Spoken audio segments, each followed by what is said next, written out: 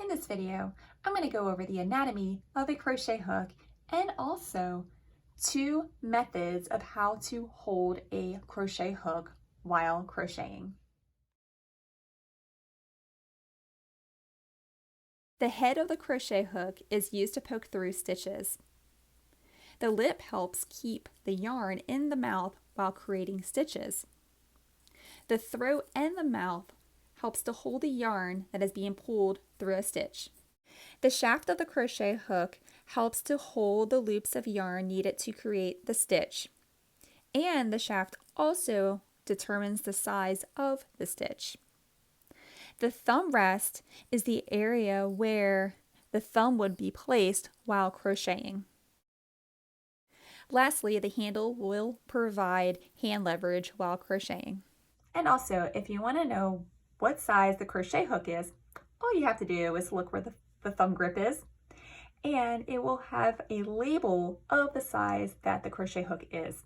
Just like here, it tells me that this hook is a 5.00 millimeter hook.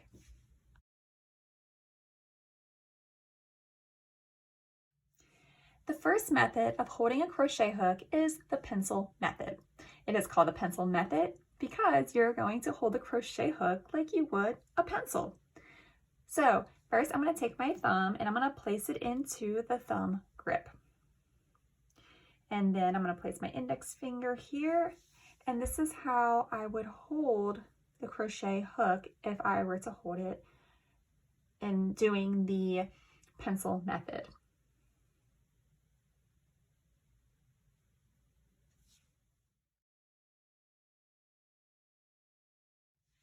This second method is the knife method. It is called the knife method because you would hold a crochet hook like you would a knife. And this is the method that I use when holding the crochet hook. So again, the thumb will be placed into the thumb grip area, just like that. But the index finger is going to be extended out just a little bit more, like that. And this is the knife method. And remember, these were just two examples of how to hold a crochet hook. If you find another way that works for you, then you can go ahead and do it that way. So now you have a little bit of a better understanding of the anatomy of a crochet hook and also two possible methods that you could use to hold a crochet hook.